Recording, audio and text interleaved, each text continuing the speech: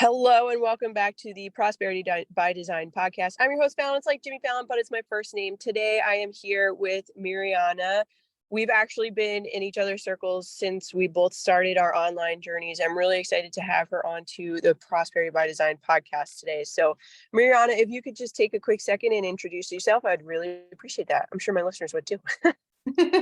Yes, my name is Mirjana Lalic, and I am a digital marketing coach and podcast management agency owner. And yeah, I'm like really excited to be here. So thank you. No problem. I think we came into the online space like around the same time, and we've kind of been through a lot together. So yeah, again, I'm like super stoked to be on here. Yeah, definitely been through a lot together. And, it's funny that you mentioned that because I feel like all of us who have been involved in, the same circle of people for, the last 3 or 4 years now have something that we've taken away that can lead other people, not just ourselves, but other people also to prosperity. And I feel like prosperity can encompass a lot of different things. It doesn't just have to be one specific thing. So if you had to share one thing to our listeners about prosperity, especially in the online space, considering that you're in digital marketing and you're in podcasting, what would that one thing be? Oh, about prosperity. That's an interesting one. Okay. Yeah, I have to think about this for a little bit. Uh, so my number one thing that's coming to my brain is that, when we start off as entrepreneurs, we like get so excited and we think like we're going to hit like a jackpot and hit the millions like on day two. Right. And we come to the realization like a few months in, like basically like ourselves we have to like convince ourselves that it's not going to happen overnight, right? Hmm. This is not an overnight success game, and the people that make it seem like it's an overnight success game like are only showing that part of their success. They're not showing all the troubles and their tears and all the stuff that they went through to get there. So I think there's like a huge misconception as to like what it really takes to get to that prosperity. And you're saying like we're in it like 3 4 years now. I'm still not there where I want to be, right? I'm getting closer with each and every step of the way, but like I still haven't hit that $1 million jackpot. So I think that is something that entrepreneurs need to understand, that you have to put in the work, you have to put in the time. There are going to be days that you want to quit. There Hmm. are going to be days where you're going to be crying your eyes out and doubting yourself and saying like, am I right for this? And is this really for me? Right. So that prosperity is something that may come, right? May, and or may not. I don't know. Right. But it's kind of like you just have to keep working at it to see if it'll actually show up. Because if you quit, guess what? You're never going to know. You're never going to know if it was like right around the corner. Yeah, I was on I was on a Zoom call last week with someone who we also are pretty involved with. Maybe I'll ask her to be on the podcast too. And she had mentioned that when you're in an entrepreneurial endeavor, no matter if it's online or in person, it doesn't matter. One thing that happens is you're gonna fall down and you're gonna keep falling down, and for a lot of people they stay down and they don't get back up, and having the gumption, having the like wherewithal, I guess, within you, the energy, the vision to keep getting up and to keep going, I'm sure is going to lead, like you said, eventually. Like maybe it will, maybe it won't, maybe it's just not that one particular thing, right? Like why don't you give us an idea of, like, when you say maybe it will, maybe it won't? I know that you've been involved in a couple of different things. You're in digital marketing and podcasting now, but did you start out someplace different? Yeah, definitely. And I have definitely pivoted several times to get to where I am now because I was figuring everything out along the way. Like, Mhm. you go into the online space thinking that you want to do one thing, or becoming an entrepreneur and thinking you're going in to do one thing, and then like I said, a few months later you come to this realization like, holy crap, like this is not what I thought. This is not as easy as I thought. This is really hard. This is difficult, right? And then you start questioning, am I doing the right thing? Do I really like this? Do I really want to do this? Or you get into things and you end up hating it like I did. I started a virtual assistance agency back, I don't know how many years ago, and I ended up really disliking it. Like, I didn't like it. It wasn't my thing. So guess what? I threw Mhm. it in the trash, right? And I had to start from scratch. And somewhere in between there, I jumped back into corporate because I'm like, this was horrible. Like, I want to go back to corporate, you know? Mhm. And then like obviously I realized that too after a few months. I'm like, all right, well that's not what I wanted to do. I didn't want to go back to corporate. Like, get yourself together and figure out what you want to do with your life. And so I had to convince myself like, hey, I really do want to still be an entrepreneur, but maybe that route and maybe what I attempted and tried just wasn't for me. It doesn't mean that entrepreneurship is not for me. It just meant that that route wasn't for me. So here I am back again. And what I'm doing now is taking everything that I've learned from that, like Mhm. learning all the systems, the automations, the Canva, the Kajabi, the Wix, like all those platforms and systems. I'm now using that information to be a digital marketing coach, and to teach other people how to do it. So it's I feel like every step of the process, even if it doesn't work out, it's still teaching you something, and it's helping you get to that next step on your path where you're supposed to be going, but you don't know where you're going yet. Yeah. Yeah, absolutely. You bring up a couple of things here. You bring up two really important points that I know I have also experienced. One has a really big stigma in the space. The other, not so much, but I still feel like it should be talked about. So I'm gonna go over them one at a time. You brought up that you went back into corporate, within the time frame of you starting your online business venture, being a virtual assistant, and then, getting to where you are now. You kind of had that in between that you went back into working. And there's such a huge stigma online that, like, you can't have a 9 to 5, or you're not going to be as successful because you're not fully devoted to it. Like, what do you have to say to that particular belief when you know that it takes time to kind of, you also said it takes time to kind of see what happens, and how things are going to pan out, if something's going to work out, or if you're just, you're in the lessons for now and maybe you're supposed to pivot, like you said, into a different direction. So yeah, an interesting idea and concept, right? Because there's a lot of people that have different views on this. My personal view on this is that there is absolutely nothing wrong with having a corporate job or another job going hand in hand while you are getting your entrepreneurial business up and running. And to be fully transparent, I still have an outside job. I'm not doing full time anymore. I have intentionally cut down my hours. So I only do part time now. I'm a daycare teacher. Okay. Like, you probably wouldn't guess if you see me online. But I'm still doing that. Why? Because I still have freaking bills to pay. Like, let's be real, right?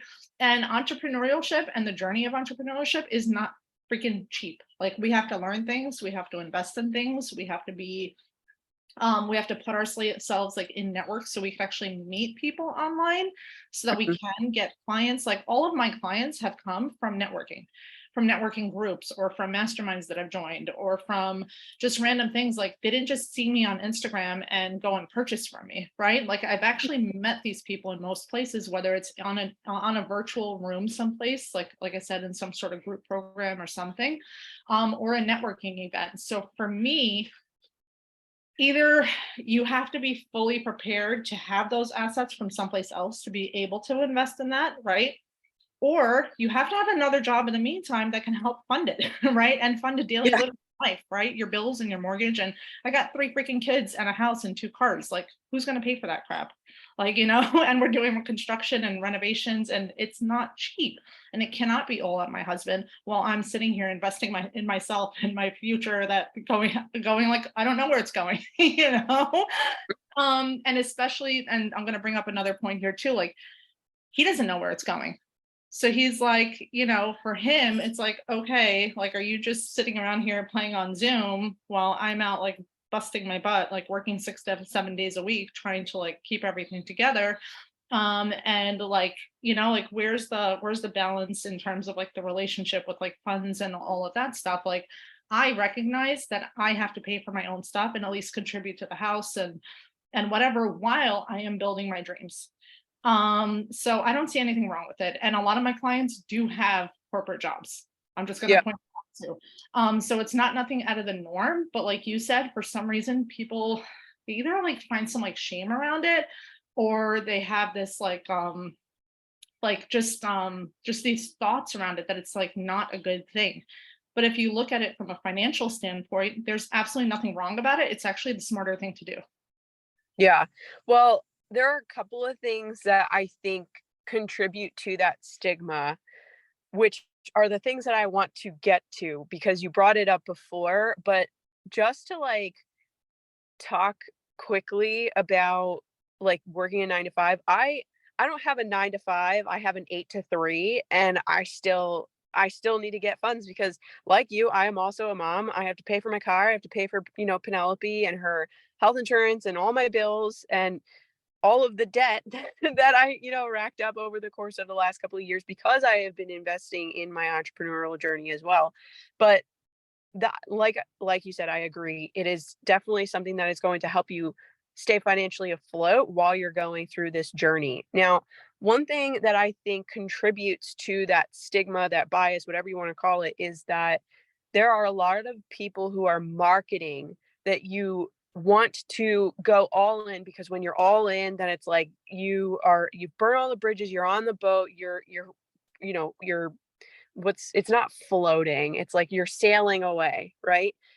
You're sailing away on your business. Like that is your business is your boat and that is going to get you to the next island or the next whatever. And I know that we had both been involved with someone who wound up getting fired from her corporate position and then was kind of more or less forced into going full time online. So, one thing that I want to quickly cover and ask with you, okay, this is like a completely real podcast. Everybody knows that it's a real fucking podcast because there's like literally a tractor trailer making noise right behind my freaking car. One thing that I wanted to cover with you really fast in terms of you were talking about how you started as a virtual assistant and now you're in digital marketing and podcasting. And one thing I wanted to cover with you, knowing that people who market create these kinds of stigmas, do you think or feel whatever that we need to solely cover one particular topic in our content when we're posting as entrepreneurs online? Or do you think that maybe we should be posting a variety of content because we're humans and we're multifaceted and we want to share who we are so that people get to know us better and what we do better? I want to get your opinion on that. Yeah, so I'm a big fan of what's it called? I can't even think of my words right now. I'm a really big fan of putting up content to where like you actually feel it, like, and not just because like you think you're supposed to, right? Like when we do these programs and we're learning about social media and how to market yourself online, like what they used to teach us was, okay, like on Monday you do this is your brand pillar, and on Tuesday you post this, and on Wednesday you post this, and Thursdays you post tips, and like it became like very like robotic, right? And Mm-hmm. where you have to stick to that like brand pillar every single day in that particular topic. That what happened was people started to feel like they were being placed in a box, and they started to feel like they had no more leeway in terms of like bringing in any more creativity, or like what if like you just don't feel like posting about that one day? Like what if I wake up on a Monday and I don't want to do my typical Monday motivation post? Does that mean I can't just post on social media, right? Because I don't want to post like a Monday motivational tip like I had in my planner that was listed on there.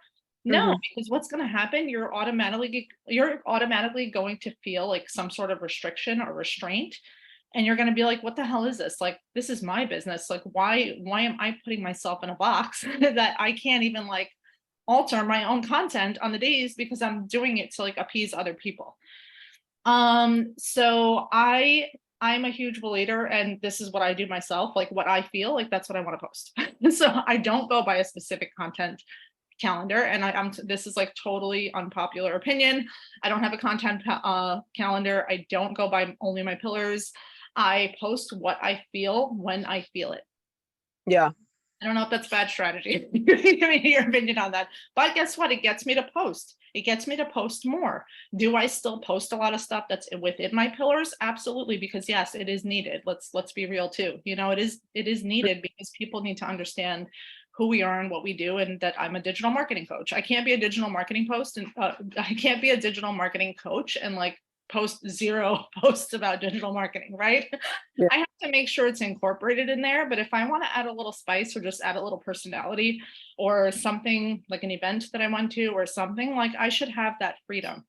Yeah, I really love how you explain that, especially because recently I released a podcast episode that was called The Right to Change, and how like you have the absolute right to do whatever you want. It's your business, it's your content, you're the creator. If you feel like you want to go in a certain direction, like go in that direction. And I love the advice to kind of just go with what you feel is going to be right, because if you are restricted or in a box or you're stressed, then that's not going to lead you where you want to go. It's that energy of like expansion and growth versus the energy of constriction and lack, which everybody likes to talk about, but nobody really likes to really give you those tangibles like, here, feel into this the next time you do that, you know? So just to like quickly wrap everything up, what would be one thing that you have learned over these past 4 years that you want our listeners to leave with from this episode? So the number one thing, just based on our conversation a little bit, is don't feel ashamed if you have an outside job. Hmm. Okay, whether it's full-time in corporate or whether it's something like I do, like a daycare teacher. I'm like singing like old McDonald in the morning. I'm doing like like my funnel build outs at night. Like, you know what I mean? Like everybody's story is different and Hmm. everybody's reason is different. Like I do that because I have 3 kids and I need childcare and I can't fork out $3,000 a month on childcare. So that's my solution, right? So just think about that and know that each person's situation is different. So just because someone else just made that leap and said that's it, I need to go all in my business, and it worked for them, because I guess it will work for other people, right? It doesn't mean it's going to work for you. And that's the same thing for everything in the online space. Just because it's working for someone else doesn't mean it's going to work for you. So even looking at the way they do their content, or the things that they do, maybe they're a certain type of coach and they're like exploding online, right? And they're raking in like millions. It doesn't mean that if you decide to be that type of coach like tomorrow that you're going to rake in those millions, right? It just means that maybe they also tried 100 things prior, and it didn't work for them, and they pivoted 100 times just like we did, and threw their businesses in the trash just like we did, and maybe that's where they got to where they are now. So don't always assume that people's success just came overnight.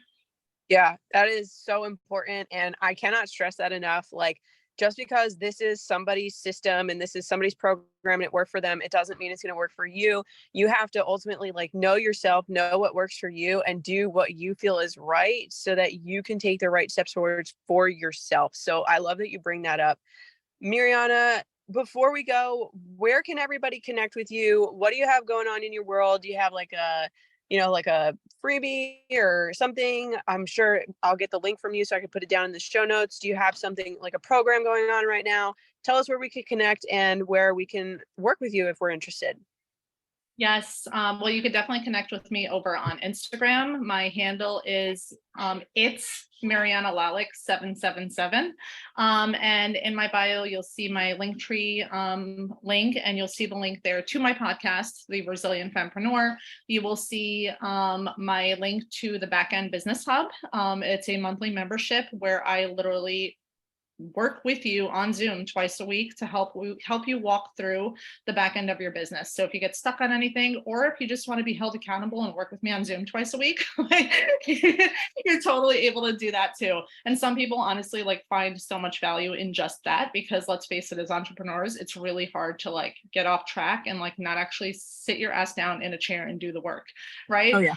And then also you will find if you do need help building out any sort of funnel for your business, I do have a very simple freebie for you. It's literally like a 3-page worksheet on just how like you can build your own funnel to bring your leads from cold to hot and ready to buy.